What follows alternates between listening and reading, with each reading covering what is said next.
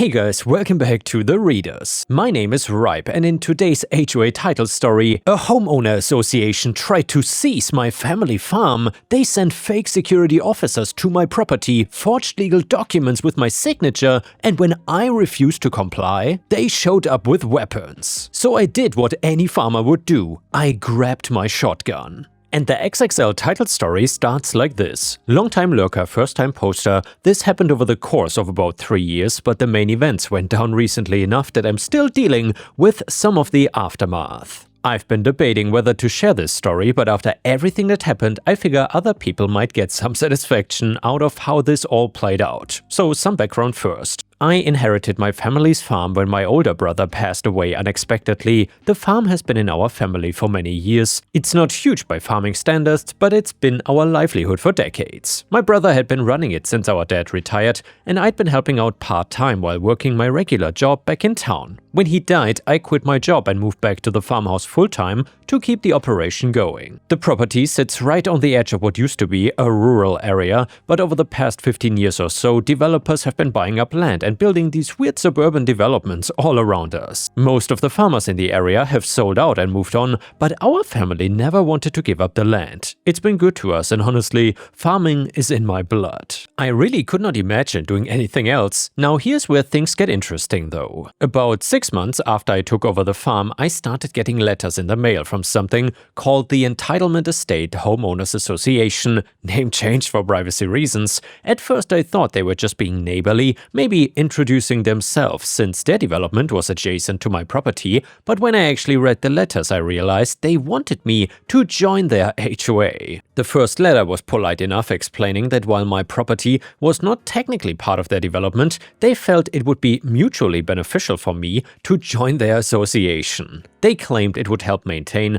property values in the area and ensure everyone was following the same standards. They included a packet of their rules and regulations, which was about 30 pages of the most ridiculous nonsense I'd ever read. According to their bylaws, HOA members could not have vehicles parked in driveways overnight, could not hang laundry outside, had to maintain their lawns to specific height requirements, and needed approval for any exterior changes to their homes. They also had restrictions on things like garden sheds, fencing, and even what colors you could paint your house. Reading through it, I couldn't help but laugh. Half the stuff they prohibited was essential to running a working farm. I tossed the letter in the trash and figured that would be the end of it, but boy, was I wrong. 2 weeks later, another letter arrived. This one was a bit more insistent, claiming that since my property bordered the entitlement estates community, I had a civic responsibility to join their association.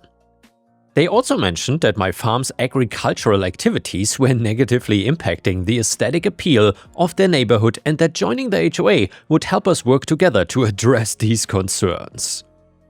I was starting to get annoyed, but I still thought this was just some overzealous HOA board member who didn't understand property law. I wrote back in a polite but firm letter explaining that my farm was private property and had existed long before their development and that I had no interest in joining their association. I thought that would settle things, but it didn't. Over the next few months, their letters kept coming. They got progressively more aggressive and demanding. The HOA president, who signed all the letters as Karen Pemberton, President, Entitlement Estates HOA, started making increasingly absurd claims about my property. She insisted that since my farm was within the greater entitlement community area, I was subject to their authority whether I wanted to be or not. One letter claimed that my tractors and farm equipment were unsightly and violated their community standards. Another one complained about the smell of my livestock and demanded that I relocate my animals to a different part of my property. And by the way, guys, can we also relocate HOA presidents to a different part of the earth?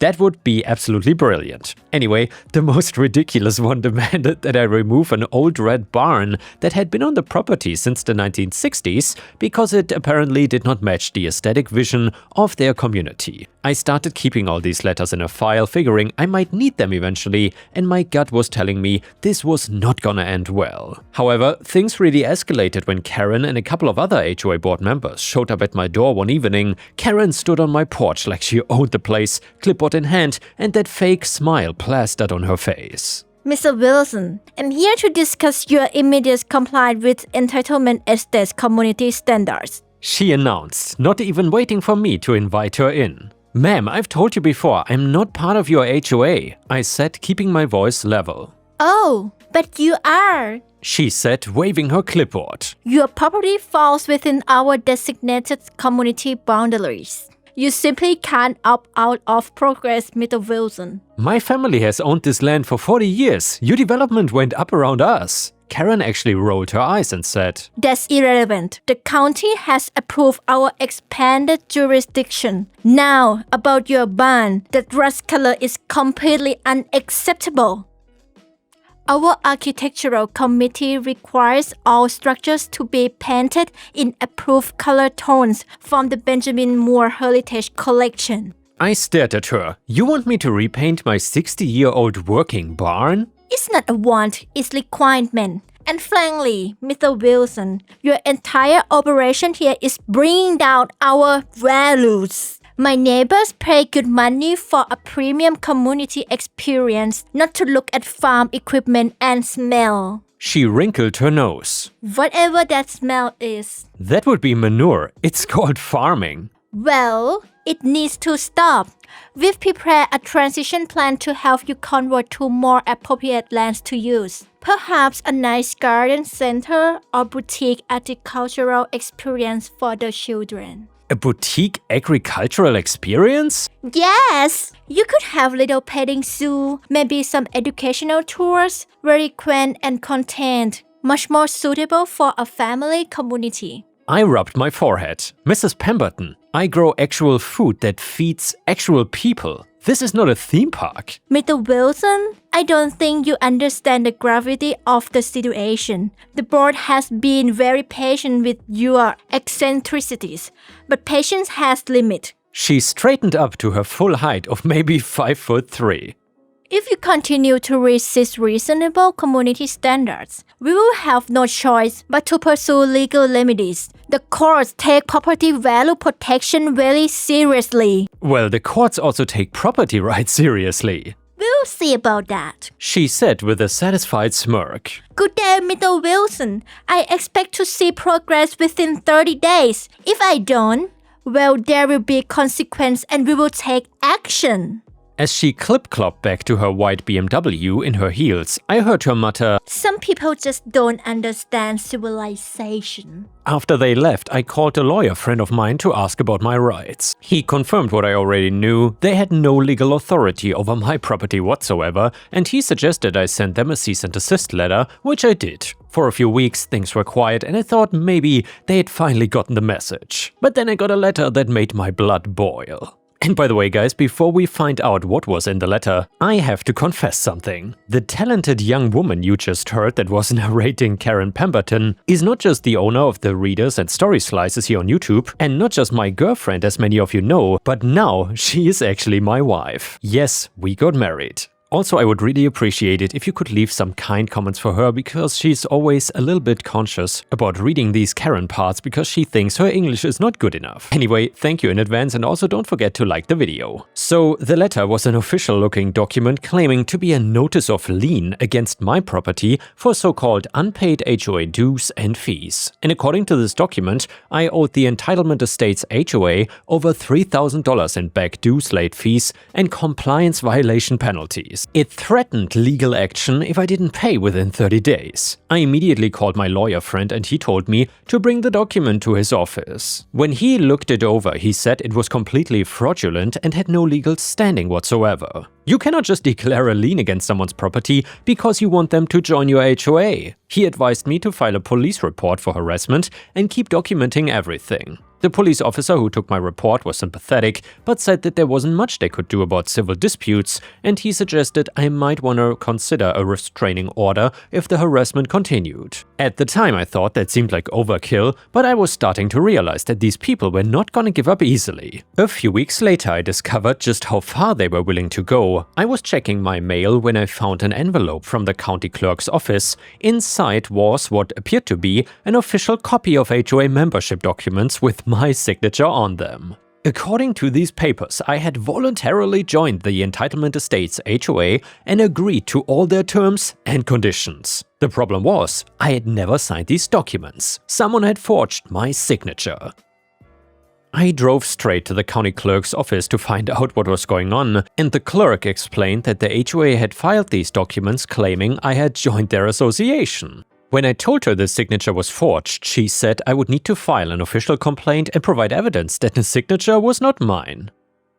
This is when I really started to get mad. These people were not just being annoying anymore, they were committing fraud. I spent the next week gathering evidence, including examples of my real signature and witness statements from people who could verify I had never agreed to join the HOA. My lawyer helped me file complaints with both the county and the state attorney general's office, but the HOA was not done yet. A few days after I filed my fraud complaint, Karen showed up at my farm with 2 other people she introduced as HOA compliance officers, and they claimed they were there to conduct an inspection of my property to document violations of community standards. I told them they were trespassing and needed to leave immediately. And by the way, guys, if these HOA patrol compliance officers showed up at your private property, how would you respond? Let us know in the comments. Anyway, Karen pulled out a folder and waved the forged documents at me. "These papers say that you're a member of our association," she said, "which means we have the right to inspect your property for compliance issues." I explained that the documents were forged and that I'd already filed complaints with the authorities, and the so-called compliance officers started walking around my property anyway, taking pictures and making notes. When I told them to stop, one of them said that they were just doing their job, and that's when I lost my temper. I told them they had 30 seconds to get off my property before I called the police. Karen laughed and said they were not going anywhere until they finished their inspection. I pulled out my phone and started dialing 911. They finally left, but not before Karen shouted that I would be hearing from their lawyer. She also said that if I didn't start cooperating, they would take legal action to force me to transfer ownership of my property to the HOA for community management. I couldn't believe what I was hearing. These people actually thought they could steal my farm. After this, I drove to the courthouse and filed for a restraining order against Karen and the entire HOA board. And well, eventually, the judge granted a temporary order and scheduled a hearing. In the meantime, I had official legal documents prohibiting them from coming onto my property or contacting me. For about a month, things were relatively quiet. The restraining order seemed to be working, but I should have known better than to think these people would respect a court order any more than they respected property rights. I was out in the back pasture fixing a fence when I saw a white SUV with Entitlement Estate Security written on the side pulling into my driveway. 2 men in pseudo-police uniforms got out and started walking around my property. When they saw me coming towards them, one of them held up some kind of badge. "HOA Compliance Patrol," he announced. "We are here to conduct a routine property inspection." I couldn't believe these people were still at it. I told them about a restraining order and demanded they leave my property immediately. The first officer, and I used that term loosely since they had no actual authority, said that they were just doing their job and had every right to be there. "Sir, you need to understand that this property is part of the Entitlement Estates community," the second officer said. "We have documentation showing you're a member of the HOA, which gives us the authority to ensure compliance with community standards." I explained once again that the documents were forged and that they were violating a court-issued restraining order. They exchanged glances but did not seem particularly concerned. The first officer started taking pictures of my barn and equipment shed. I pulled out my phone to call the cops, but they were in the back of my property where cell service is spotty. By the time I got through to 911, the fake security officers were gone.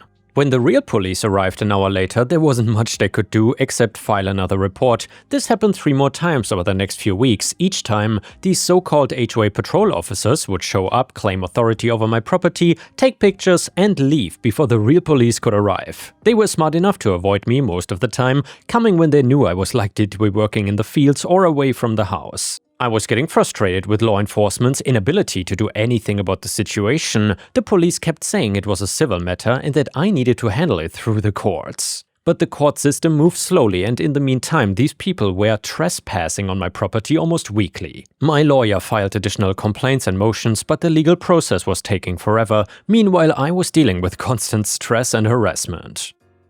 I could not focus on running my farm because I was always worried about what these lunatics would do next. The breaking point came on a Tuesday morning in late spring. I was in the house having breakfast when I heard vehicles pulling into my driveway. Looking out the window, I saw not 1 but 2 white SUVs with the fake security company logos. 4 men in uniforms got out and started walking around my property like they owned the place. I grabbed my phone and went outside to confront them. The same two officers from before were there, plus two new faces. One of the new guys was carrying what looked like an official clipboard and was making notes as he walked around. "What are you doing on my property?" I demanded. The leader of the group, a heavy-set man with a cheap security company badge, looked up from his clipboard. "Final inspection before property transfer," he said matter-of-factly. Property transfer? What are you talking about? He pulled out a folder and showed me some official-looking documents. HOA board has voted to assume management of this property due to persistent violations and non-compliance. You've got 30 days to vacate. I couldn't believe what I was hearing. These people had completely lost touch with reality. I told them the documents were fraudulent and that they needed to leave my property immediately or I would call the police. "Sir, we are the police," one of the new officers said with a smirk. "HOA Enforcement Division." That's when I realized these people were not just delusional, they were dangerous. They actually believed they had some kind of legal authority over my property, and I told them about the restraining order and threatened to call the real police. "Go ahead and call," the leader said. "We'll be here when they arrive. This is official HOA business." I went back into the house and called 911, but I knew from experience that it would take at least 20 minutes for officers to arrive. When I came back outside, the fake security team was taking measurements and photos of my house and outbuildings. One of them was actually trying to look through my windows, and that's when I'd had enough. I went back into the house and got my shotgun from the gun cabinet. It's an old Remington 870 that belonged to my father, and I keep it for dealing with predators that sometimes go after my chickens. Or HOA predators that go after your properties. I loaded it and went back outside. "I want you off my property right now," I called out, keeping the shotgun pointed at the ground but visible. The fake officers looked up from whatever they were doing, and the leader smiled like he thought I was bluffing. "Sir, you need to put that weapon away," he said. "Threatening law enforcement officers is a felony." "You are not law enforcement officers," I replied. "You are trespassers and this is my property. I'm telling you one last time to leave." But instead of leaving, they started walking towards me. The leader was still talking about how they had authority and I was interfering with official business. I backed up towards my porch, keeping the shotgun ready. "This is your last warning," I said. "Get off my property or I will defend myself." They kept coming and one of them took out a huge baseball bat. He looked legit insane and I was getting scared. When they got within distance of me, I raised a shotgun and fired a warning shot into the air. The blast echoed across the valley and suddenly the fake officers didn't look so confident anymore. "You're crazy," one of them shouted. "You cannot just shoot at people." "I didn't shoot at anyone," I replied. "That was a warning. The next one won't be though." They stopped advancing, but they didn't leave either. The leader was on his radio calling someone, probably Karen or their fake security company, and I could hear him saying something about armed resistance and need backup, and that's when I realized the situation was about to get completely out of hand. These people were so deep in their delusion that they actually thought they were engaged in some kind of legitimate law enforcement action. In their minds, I was the criminal for defending my own property. I made a decision that I knew I might regret, but I was out of options. When they started moving towards me again, one of them with a bat, the other with what looked like a knife, I aimed the shotgun at the leader's legs and fired. The shot hit him in the lower leg, but I was fairly far away, and at that distance I guess it was not life-threatening or something, but it was definitely enough to get his attention to say the least. He went down yelling and cursing and the other three fake officers suddenly realized this was not a game anymore. "Holy crap, he actually shot him!" one of them screamed. They dragged their wounded colleague back to one of their SUVs and then took off, tires spinning in my gravel driveway. I called 911 again and reported that I had fired my weapon in self-defense against trespassers who refused to leave my property, and the next few hours were intense. Real police officers arrived, followed by an ambulance, detectives and so on, and I was questioned extensively about what happened and why I felt it was necessary to use deadly force. Fortunately, I'd been documenting everything for months. I had copies of all the harassing letters, photos of the trespassers on my property, police reports from previous incidents, and court documents showing the restraining order. I also had security camera footage from my front porch that clearly showed these fake HOA officers advancing on me after I had repeatedly told them to leave. It turned out that the sheriff's department had been getting complaints about these fake HOA security patrols for months already, and they'd been harassing other property owners in the area, claiming authority they didn't have and generally acting like wannabe cops. Honestly, the detective told me, I'm surprised it took this long for someone to stand up to them. The wounded man was treated at the local hospital and he survived. He was arrested and charged with trespassing, harassment and impersonating a law enforcement officer. So were the other three fake officers. But the real victory came when investigators started looking into HOA's activities. It turned out that Karen and her board had been running an elaborate fraud scheme for years. They had been filing false documents, forging signatures, and claiming authority over properties that were never part of their development, and they had been collecting dues from people who thought they were required to pay, and the district attorney's office filed criminal charges against the entire HOA board for fraud, forgery, and conspiracy. Karen was arrested at her house and charged with multiple felonies. The fake security company Adia had been using was shut down and its owner was also arrested. The civil side of things worked out well too. My lawyer filed a massive lawsuit against the HOA, Karen personally, and the security company for harassment, trespassing, fraud, and emotional distress. We ended up settling for a substantial amount that more than covered my legal fees and compensated me for the years of harassment. The restraining order was made permanent and the judge added additional penalties for any future violations. Perhaps the most satisfying part was what happened to Karen. She lost her house when the legal bills and settlement costs piled up on her. The criminal charges resulted in a felony conviction and she ended up serving time in prison. The fake security company went out of business entirely and several of their officers were convicted of various crimes and had to find new careers. The guy I shot made a full recovery but ended up with a permanent limb that he probably deserved. As for me, I'm still farming my land and enjoying the peace and quiet. The entitlement estate's development is still there, but I have a new HOA board that seems to understand the concept of property boundaries. I have not heard a peep from them since the whole thing was settled. I did make some changes to my security setup though. I installed proper surveillance cameras around my property and put up additional no trespassing signs. I also joined the local property owners association, which is a legitimate group that actually helps farmers deal with encroachment from suburban developments, and the one thing that still amazes me is how far these people were willing to go with their delusion.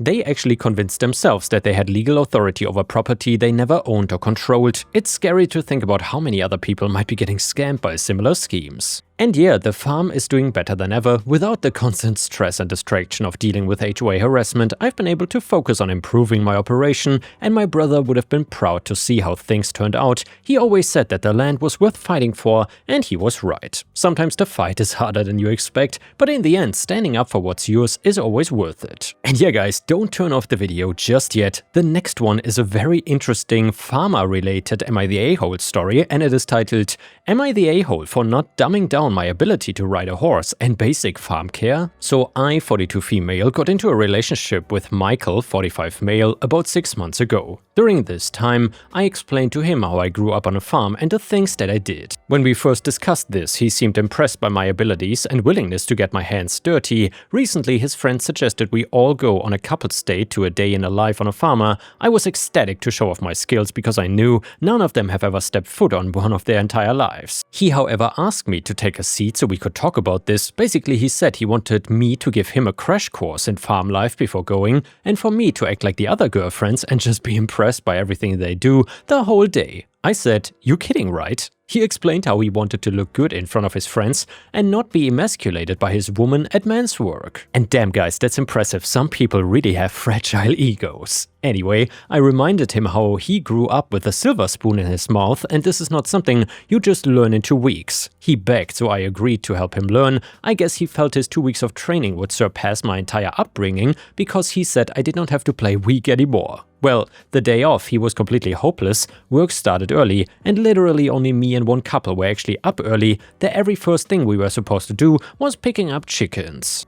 He tried to do it how I showed it at first, but eventually he lost his cool, yelling and cursing at them. Only me and one other person actually did it right. Later we were supposed to try and chop wood. He got to 2.5, giving up after just barely splitting the third one. His friends and I chopped the required amount of 10 with their girlfriends, telling him to just sit back and drink sweet tea with them. The final straw was horseback, which really was the guide leading the horse in a circle while you ride it. Pretty much everyone did it, but he flaked out last second. I, however, told the guide that I was fine on my own. I honestly just rode slightly faster than them without the guide, and when I got off, he was gone. His friend had to drive me home that night. After 3 days and maybe 20 worried texts later, he told me he no longer wanted to be with me, and I was a competitive a-hole who just wouldn't let him have this, and I embarrassed him in front of his friends.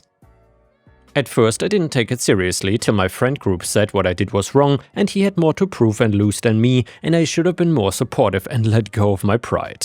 And yeah guys, let me know in the comments what you think about this. Do you think OP was an a-hole here or not? Comment number 1 said, no, not the a-hole. Don't let these people make you think you did something wrong. The guy is clearly insecure as hell. If a guy needs to be better than you for you to have a relationship with him, you don't need to be with that guy. He literally had nothing to prove or lose. It was all in his head. It's not your job to pretend to be incompetent to stroke some a-hole's fragile ego. Imagine the future with someone like that. He would do this constantly, needing to be better than you, making you feel like all his failures were your fault. No, ma'am. And the next one is from r/revenge stories, and it is titled Revenge on a Terrible Neighbor. So years ago, I rented a townhouse while working on a studio contract. The house was nice, 2 bedrooms that I shared with my girlfriend, now wife, and there was a single attached garage, which is a main part of the story. The next door neighbor, who we will call Chad, was a real piece of work. He was mid-30s, balding, which he tried to hide with a buzz cut, and one of the shortest men I've ever met. He compensated for his lack of height by having a giant lifted custom pickup truck that was too tall to park in his garage. His other pride and joy was a heavily modified Honda Civic, which he liked to rev the engine loudly most days. Chad had 4 friends who would sit with at the end of his driveway and drink beer all day, leaving empty beer cans everywhere. When I started renting the house in spring, Chad was initially friendly, offering to move his car to allow the movers easier access to the house. He parked in both spots despite a visitor lot right across the street. After the movers left, Chad mentioned that the previous tenants let him use their garage for his car in the winter, as his was full of exercise equipment and the sweet motorcycle he was building. I told him the landlord had not given me the key or the access code yet, and the only way I could open the garage was from the inside. Chad mentioned that neither his keys nor the code he had worked anymore either. A bit later, when I was talking to the landlord and mentioned Chad in the garage, he told me to never share the code, the keys, or the garage itself with Chad. The previous tenants had been robbed just after Christmas, the reason why they moved away, and the landlord suspected that Chad and his friends had been the ones responsible, despite there being no evidence. The landlord changed the locks and access code as part of helping cleaning up the house for an ex-tenant. A month or so later, I learned from another neighbor that Chad's dad had been a local cop and died when Chad was a teenager, and the police gave him a pass on disturbance calls and the like, something he took advantage of. Chad kept pressuring me to give him access to the garage and got really angry when I finally told him no. Maybe his temper stemmed from his lack of height or some other factor, but he was upset enough that his friends had to hold him back from physically attacking me. From that point on, I would find empty beer cans on my lawn. He and his friends would catcall my wife when they saw her alone, and he would park his truck, blocking access to my driveway, would blast music at all hours of the day and night, and other ways to make a nuisance of himself. As winter came, things got worse as he was no longer allowed to park his truck on the street and was denied parking in the visitor lot. Later, some kids vandalized a car cover to his Honda and scratched the paint, which he blamed on me not letting him use my garage. After the new year, I found all of my exterior Christmas decorations ripped off the house and destroyed on my lawn, so I decided to take some revenge. Starting that night, which was the beginning of a really bad cold snap, I watered his car using the garden hose to spray down his car